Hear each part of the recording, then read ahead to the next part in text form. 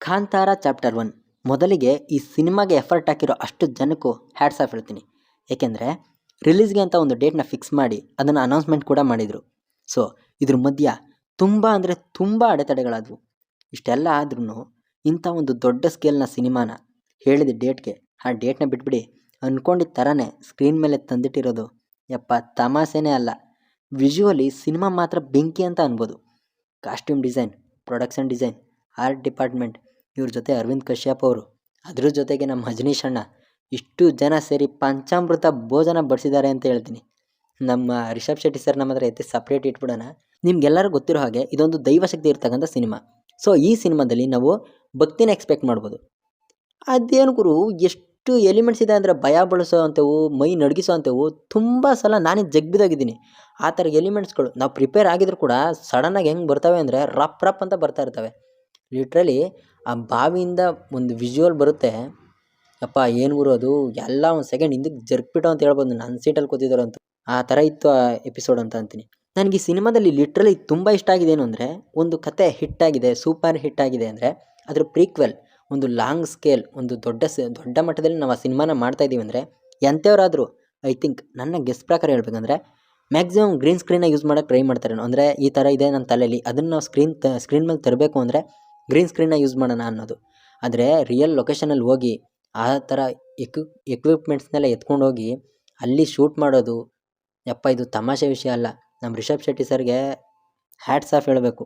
ಅದನ್ನು ಅಷ್ಟೇ ಚೆನ್ನಾಗಿ ಬರ್ಕೊಂಡು ಎಕ್ಸಿಕ್ಯೂಟ್ ಮಾಡಿ ಇವತ್ತು ಗೆದ್ದಿದ್ದಾರೆ ಅಂತ ಹೇಳ್ತೀನಿ. ಮ್ಯಾಕ್ಸಿಮಮ್ ಗ್ರೀನ್ ಸ್ಕ್ರೀನ್ನ ಯೂಸ್ ಮಾಡದೆ ಸೆಟ್ಗಳನ್ನ ಹಾಕಿ ಆ ಒಂದು ಲೊಕೇಶನಲ್ಲಿ ಲೈವ್ ಆಗಿ ಶೂಟ್ ಮಾಡಿ ಅದನ್ನು ಅಷ್ಟು ಚೆನ್ನಾಗಿ ಕಟ್ ಮಾಡಿ ಎಡಿಟ್ ಮಾಡಿರೋದ್ರಿಂದನೇ ಸೀರಿಯಸ್ಲಿ ವಿಜುವಲಿ ಸಿನಿಮಾ ಈ ರೀತಿ ಟ್ರೀಟ್ಮೆಂಟ್ ಕೊಡ್ತಾ ಇದೆ ಅಂತ ಅನ್ಬೋದು. ಯಾಕೆ ಈ ಮಾತನ್ನು ಹೇಳ್ತಾ ಇದ್ದೀನಿ ಅಂದರೆ ಕೇವಲ ಗ್ರೀನ್ ಸ್ಕ್ರೀನ್ ಮಾತ್ರ ಅಲ್ಲ, CGI ವರ್ಕ್ ಕೂಡ ಈ ಸಿನಿಮಾದಲ್ಲಿ ಯಾವ ಮಟ್ಟದಲ್ಲಿ ಇದೆ ಅಂದರೆ ಯಪ್ಪ ಆ ಹುಲಿ ಬಗ್ಗೆ ಮಾತಾಡಲೇಬೇಕು. ರಿಷಬ್ ಶೆಟ್ಟಿ ಸರ್ ಒಂದು ಇಂಟರ್ವ್ಯೂನಲ್ಲಿ ಹೇಳಿದರು, ಆ ಹುಲಿದೇ ಒಂದು ಕ್ಯಾರೆಕ್ಟರ್ ಇದೆ, ಸುಮ್ಮನೆ ಆ ಹುಲಿನ ಆ್ಯಡ್ ಮಾಡಿಲ್ಲ, ಅದರದ್ದೇ ಅಂತ ಒಂದು ಪಾತ್ರ ಕೂಡ ಇದೆ ಅಂತ. 100% ಇದೆ. ಆ ಹುಲಿನ ಕ್ರಿಯೇಟ್ ಮಾಡಿರೋ ರೀತಿ ವಾವ್ ಅಂತ ಅನ್ಬೋದು. ಎಷ್ಟು ಡೀಟೇಲಿಂಗಾಗಿ ಅದನ್ನು ರೆಡಿ ಮಾಡಿದ್ದಾರೆ ಅಂದರೆ ಫಸ್ಟ್ ಹಾಫ್ಗಿಂತ ಸೆಕೆಂಡ್ ಹಾಫ್ನಲ್ಲಿ ಅದು ಕ್ಲೈಮ್ಯಾಕ್ಸ್ನಲ್ಲಿ ಆ ಹುಲಿ ಬರುತ್ತೆ, ಸೀರಿಯಸ್ಸಾಗಿ ಬೇಟೆ ಆಡೋಕ್ಕೆ ಬರೋ ಥರ ಬರುತ್ತೆ. ಅದನ್ನು ಯಾವ ರೀತಿ ಕ್ರಿಯೇಟ್ ಮಾಡಿದ್ರು ಅಂತ ನೆನೆಸ್ಕೊಂಡ್ರೆ ಯಪ್ಪ ಸಿಕ್ಕಾಪಟ್ಟೆ ರಿಯಲಿಸ್ಟಿಕ್ ಆಗಿತ್ತು. ಸೀರಿಯಸ್ಸಾಗಿ ನೆಕ್ಸ್ಟ್ ಯಾವ ಸಿನಿಮಾ ಬಂದ್ರೂ ಹಿಂದೆಗಡೆ ಯಾವುದೇ ಸಿನಿಮಾ ಬಂದಿದ್ರೂ ಕೂಡ ಈ ಹುಲಿ ಜೊತೆಗೆ ಈ ವರ್ಕು 100% ಎಕ್ಸಾಂಪಲ್ ಆಗಿರುತ್ತೆ ಬೇರೆ ಸಿನಿಮಾಗಳಿಗೆ. ಸಖತ್ತಾಗಿತ್ತು ಆ ಒಂದು CGI ವರ್ಕ್. ಸೀರಿಯಸ್ಸಾಗಿ ಈ ಸಿನಿಮಾದ ಫಸ್ಟ್ ಹಾಫ್ ನನಗನ್ಸಿದ್ದೇನೆಂದರೆ ಒಂದು ಗ್ರಾಫಲ್ಲಿ ಇತ್ತು. ಅಂದರೆ ಕಾಡನ್ನು ಪರಿಚಯ ಮಾಡಿಸ್ಕೊಟ್ರು, ಕಾಡಲ್ಲಿರ್ತಕ್ಕಂಥ ಎಲಿಮೆಂಟ್ಸ್ಗಳು ನಮ್ಗೆ ಒಂದೊಂದಾಗಿ ಗೊತ್ತಾಗ್ತಾ ಇದ್ವು. ಕಾಡು ಅಂದ್ರೇನು, ಈ ಶಿವನ ಹೂತೋಟ ಅಂದ್ರೇನು, ಜೊತೆಗೆ ಕ್ಯಾರೆಕ್ಟರ್ಸ್ಗಳು ಅರ್ಥ ಆಗ್ತಿದ್ವು. ಒಂದು ಗ್ರಾಫಲ್ಲಿತ್ತು ಸಿನಿಮಾ. ಅಂದರೆ ಮೇಲೆ ಹೋಗ್ತಾಯಿತ್ತು, ಕೆಳಗೆ ಬರ್ತಾಯಿತ್ತು, ಈ ಥರ ಎಲ್ಲ ಇರ್ತಿತ್ತು. ಇಂಟರ್ವಲ್ನಲ್ಲಿ ಒಂದು ಪಾಯಿಂಟ್ಗೆ ಹೋಗಿ ಸಿನಿಮಾ ಹೋಗಿ ನಿಲ್ಲುತ್ತೆ. ಸೀರಿಯಸ್ಸಾಗಿ ಇಂಟರ್ವಲ್ನಲ್ಲಿ ಇರ್ತಕ್ಕಂಥ ಫೈಟ್ ಸೀನ್, ಅಲ್ಲಿ ಒಂದು ಸಿಕ್ತಂತಹ ಒಂದು ಮೇಜರ್ ಟ್ವಿಸ್ಟ್, ಅದಾದಮೇಲೆ ಇಂಟರ್ವಲ್ ಹೋಗಿ ಒಂದು ಪಾಯಿಂಟಲ್ಲಿ ನಿಂತ್ಕೊಳ್ಳುತ್ತೆ. ಸೊ ಆವಾಗ ಅಂದ್ಕೊಳ್ತು ಇಷ್ಟೊಂದು ಕ್ವಶನ್ಸ್ ಇದ್ದಾವೆ, ಕನ್ಕ್ಲೂಷನ್ ಏನಾಗುತ್ತೆ ಸಿನಿಮಾ, ಎಲ್ಲೋಗಿ ಮುಟ್ಟುತ್ತೆ ಸಿನಿಮಾ. ಸೀರಿಯಸ್ಸಾಗಿ ಆ ಒಂದು ಟ್ವಿಸ್ಟ್ ಬಗ್ಗೆ, ಅಂದರೆ ಅಲ್ಲಿರ್ತಕ್ಕಂಥ ಇಂಟರ್ವಲ್ನಲ್ಲಿ ಆ್ಯಡ್ ಆಗ್ತಕ್ಕಂಥ ಆ ವಿಷಯದ ಬಗ್ಗೆ ನನಗಂತೂ 1% ಕೂಡ ಪ್ರೆಡಿಕ್ಷನ್ ಇರಲಿಲ್ಲ. ಜೊತೆಗೆ ಅವರು ಕೂಡ ಬಿಟ್ಕೊಡದೇ ಇರೋದು ಇದೇ ರೀಸನ್ಗೆ ಇರ್ಬೋದು. ಅಂದರೆ ಈ ಥರ ಒಂದು ಎಕ್ಸ್ಪೀರಿಯನ್ಸ್ ಆಗಲಿ ಅಂತಲೇ ಇರ್ಬೋದು. ಆ್ಯಕ್ಚುಲಿ ವಿಷಯ ಬಂದಿದ್ದ ಪ್ರಕಾರ ಅವರು ಟ್ರೇಲರ್ ಆಗಲಿ ಸಾಂಗ್ಸ್ ಆಗಲಿ ಬಿಡಬಾರ್ದು ಅಂತಲೇ ಇದರಂತೆ. ಸೊ ಅದನ್ನೆಲ್ಲ ಬಿಟ್ಟು ಈ ಥರ ಎಕ್ಸ್ಪೀರಿಯನ್ಸ್ ಆಯಿತು.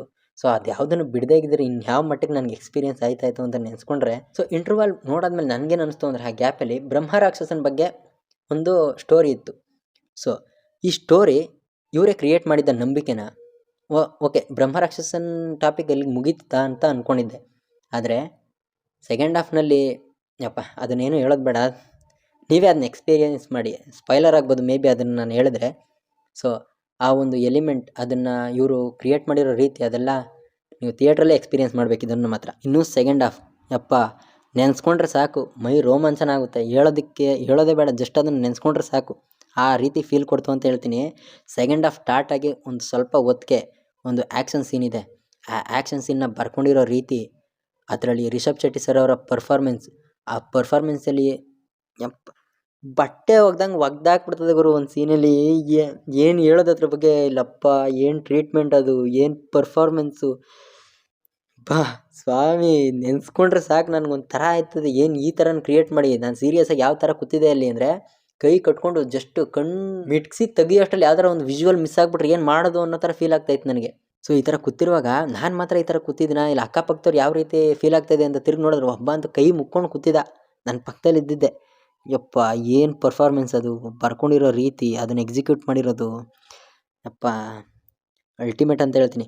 ಸೊ ಆ ಒಂದು ಎಪಿಸೋಡ್ ಆದಮೇಲೆ ನನ್ನ ತಲೆಗೆ ಬಂದಿದ್ದು, ಸೊ ಇಷ್ಟು ಬೇಗ ಮುಗ್ದೋಯ್ತಾ, ಇನ್ನೂ ಇದ್ದರೆ ಚೆನ್ನಾಗಿರ್ತಿತ್ತು ಅನ್ನೋ ಥರ ಫೀಲ್ ಆಯಿತು. ಆಮೇಲೆ ಒಂದು ಸಾಂಗು ಅಲ್ಲಿ ಕರ್ಮ ಸಾಂಗ್ ಇದೆ, ಐ ಥಿಂಕ್ ಲಿರಿಕ್ಸು ಸ್ವಲ್ಪ ಹೆಚ್ಚು ಕಮ್ಮಿ ಇರ್ಬೋದು, ಆದರೆ ಆಲ್ಮೋಸ್ಟ್ ಸೇಮ್ ಅಂತ ನನಗನ್ಸಿಲ್ಲ, ಸ್ವಲ್ಪ ಹೆಚ್ಚು ಕಮ್ಮಿ ಇದೆ ಅಂತ ಅಂದ್ಕೊಳ್ತೀನಿ.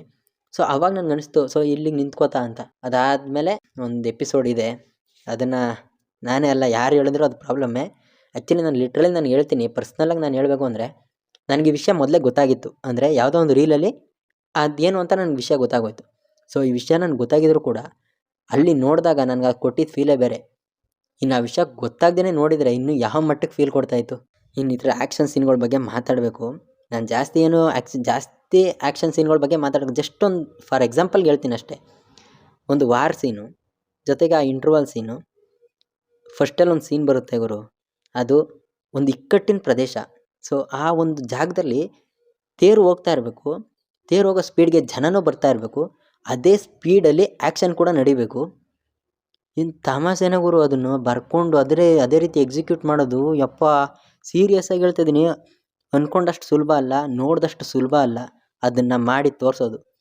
ಅದರಲ್ಲಿ ಮಾತ್ರ ಓಲ್ಡ್ ಟೀಮ್, ಆ್ಯಕ್ಷನ್ ಡಿಪಾರ್ಟ್ಮೆಂಟ್ ಆಗಿರ್ಬೋದು, ನಮ್ಮ ರಿಷಬ್ ಶೆಟ್ಟಿ ಸರ್ ಆಗಿರ್ಬೋದು, ಪ್ರೊಡಕ್ಷನ್ ಟೀಮ್ ಆಗಿರ್ಬೋದು, ಯಪ್ಪ.